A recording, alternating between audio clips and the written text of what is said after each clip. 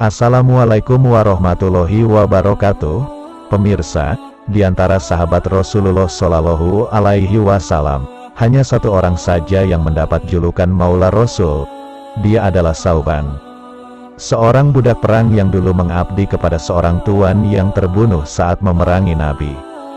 Namun, dengan kebaikan Rasulullah, Sauban dibebaskan.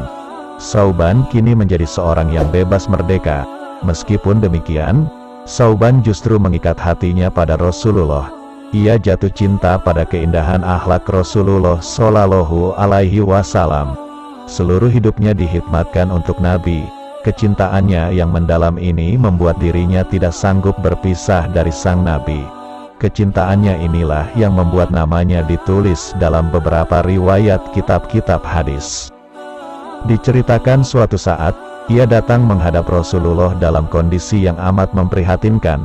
Tubuhnya kurus, wajahnya pucat pasi dengan kesedihan yang mendalam.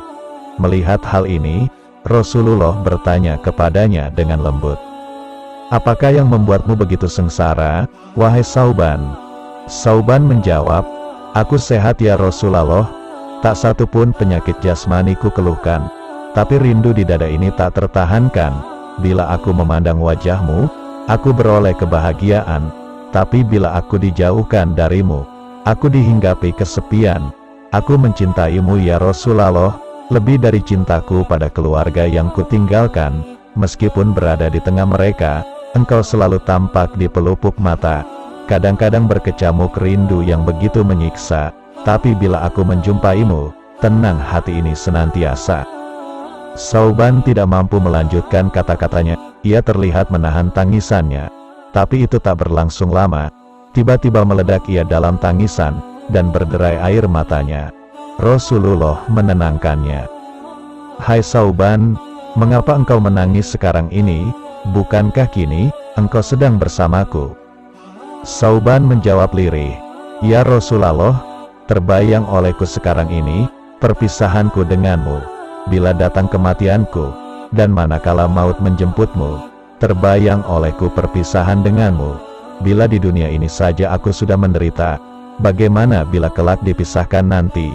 Engkau berada di tempat yang mulia, sedangkan aku terpuruk di lembah nista. Engkau bergabung dengan para nabi, sedangkan aku dihimpun di barisan pelaku keji." Rasulullah memandang Sauban dengan tatapan kasih.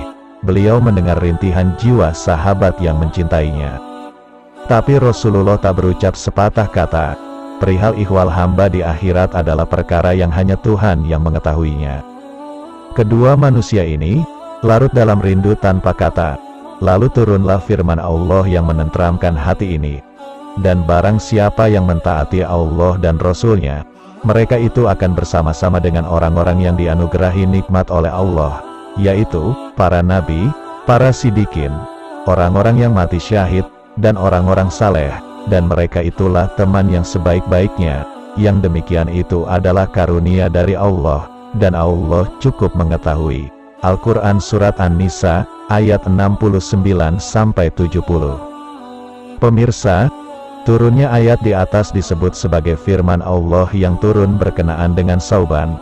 Kemudian Rasulullah bersabda kepadanya, "Demi Allah, keimanan seorang muslim tidak akan menjadi sempurna sehingga aku lebih dicintai daripada dirinya, ayahnya, ibunya, istrinya, anaknya, dan dari seluruh manusia lainnya."